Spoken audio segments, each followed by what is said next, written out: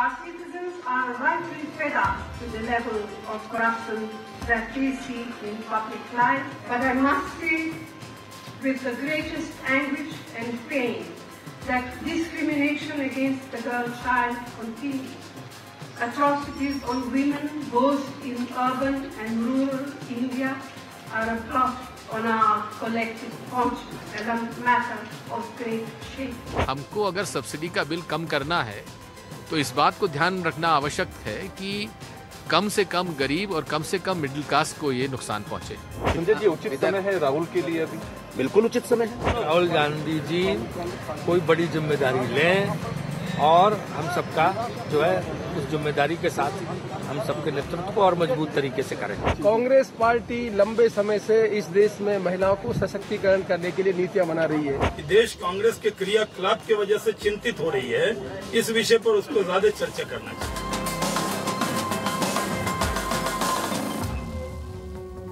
नमस्कार, prime time में मैं कादम्बिनी शर्मा हूं आपके साथ। जयपुर में कांग्रेस का चिंतन शिविर शुरू हो चुका है। जाहिर है चिंता 2014 की है जब आम चुनाव होने हैं।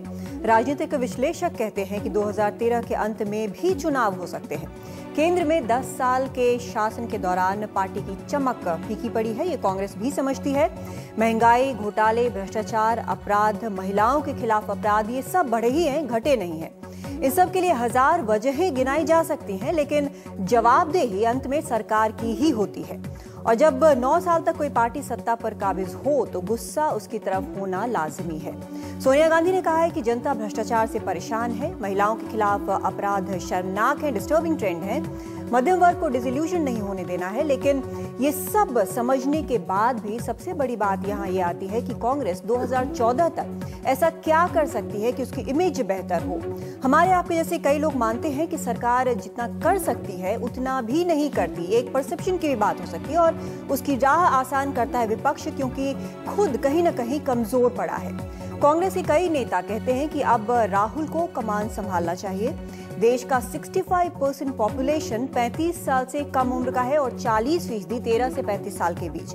ऐसे में उसकी चिंताओं को, उसकी आकांक्षाओं को, एस्पिरेशंस को क्या कोई भी राजनीतिक दल समझ रहा है? दिल्ली गैंगरेप के बाद रायसीना हिल्स पर जंतर मंतर पर जो युवा खड़ा था, उसे क्या किसी भी राजनीतिक पार्टी से कोई कनेक्ट महसूस हुआ? कई ऐसे मुद्दे हैं और फैक्टर्स हैं जिनका असर आम चुनावों पर पड़ेगा और इन्हीं पर हम आज चर्चा करेंगे और अपने खास मेहमानों के साथ चर्चा हम करेंगे। आपको बता दें हमारे साथ इस वक्त दिल्ली स्टूडियो में हमारे साथ विनोद शर्मा मौजूद हैं, पॉलिटिकल एडिटर हैं हिंदुस्तान टाइम्स के। परंजॉय गुहा ठाकुर हमारे साथ हैं, इकोनॉमिक एनालिस्ट हैं। उनसे पूछेंगे कि आखिर दावे जो हैं बड़े आर्थिक सुधारों के किस हद तक जा रहे हैं।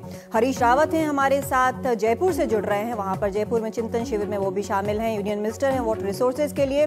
सिद्धार्थ नाथ सिंह हैं, नेता हैं बीजेपी के, और हमारे साथ एक और खास मेहमान जुड़ेंगी कुछ देर बाद। लेकिन सबसे पहले हम हरीश रावत जी आपके पास आना चाहेंगे। आप वहां पर चिंतन शिविर में मौजूद हैं। काफी बातें आज भी हुई होंगी, हालांकि कल भी चलेगा ये चिंतन शिविर। पिछले 9 सालों में क्या आपको लगता है जिस तरह से बात हो रही, जिस तरह से सोनिया गांधी का हमने भाषण सुना जो आप लोगों को उन्होंने बताया और जिस तरह की चीजें, सलाहें दी, क्या लगता है कि एक एहसास है पार्टी के अंदर टॉप लेवल पर कहीं ना कहीं कि अभी के वक्त में आम जनता में डिससैटिस्फैक्शन, डिस्कनेक्ट सरकार से बहुत ज्यादा है?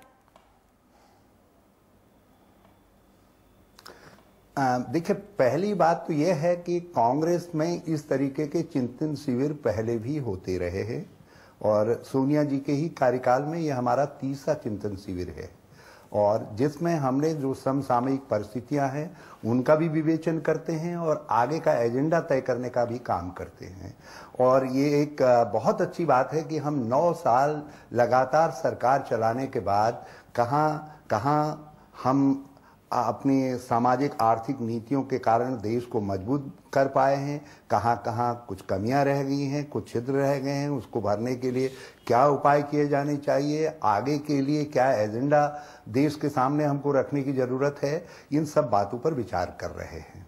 और मैं समझता हूं कि सोनिया जी ने अपने भाषण में हमारा रोड मैप 5 बिंदुओं पर, महत्वपूर्ण बिंदुओं पर, जिसमें आज का सवाल भी है जिसको कादम्बिनी जी अभी आपने उठाया कि जो नई जनरेशन है उसके साथ किस तरीके से अपने को कनेक्ट किया जाए, उसकी भावनाओं को, उसके एस्पिरेशन को समझ करके हम किस तरीके से अपनी नीतियों का निर्धारण करने का काम करें। महिलाओं के साथ देश की आर्थिक तरक्की के साथ अपराध बढ़ते जा रहे हैं जो देश के लिए एक शर्मनाक स्थिति है। उसमें हम महिला सशक्तिकरण के एक व्यापक सवाल पर किस तरीके से इस सवाल पर भी रावत जी हम आएंगे, इस सवाल पर भी आएंगे, लेकिन जो डिस्कनेक्ट है वो आज साफ तौर पर आपके नेता ने बोला है। विनोद शर्मा जी हमारे साथ हैं, लंबे समय से कांग्रेस को देख रहे हैं। विनोद शर्मा जी, जो चिंतन शिविर की बात कर रहे हैं हरीश रावत जी की, पहले भी होता रहा, 98 में हुआ है, 2003 में हुआ है, लेकिन कांग्रेस के बारे में यह भी माना जाता है कि जो कुछ भी इस चिंतन शिविर से निकल कर आता है उसे डंप करने के लिए बड़ा नोटोरियस है। लेकिन इस बार खुद उनकी लीडर कह रही है कि बाकी चिंतन शिविरों से अलग है, यहाँ पर नए जनरेशन का रिप्रेजेंटेशन बड़ा जबरदस्त है, लेकिन कुछ चीजें स्किप करने के बावजूद वो एक जो डिस्कनेक्ट की भावना है वो कहीं ना कहीं ऊपर तक पहुंची है। देखिए, अगर आप नज़र दौड़ाएं अपने देश में और अपने देश के आसपास, तो जो इस्टेब्लिश्ड पॉलिटिकल लीडरशिप है उसमें और जो नई क्रॉप है लोगों की, वोटर्स की, उसमें डिस्कनेक्ट है। कल हमने इस्लामाबाद में देखा कि इतना बड़ा हुजूम था और वहाँ की सरकार उन लोगों, कादरी साहब के पास आई, उनसे बातचीत की। उसी तरह का ये रेप्लिकेशन था जो हमारे देश में पिछले बरस हुआ जब अन्ना हज़ारे साहब सड़क पे उतरे या बाबा रामदेव सड़क पे उतरे।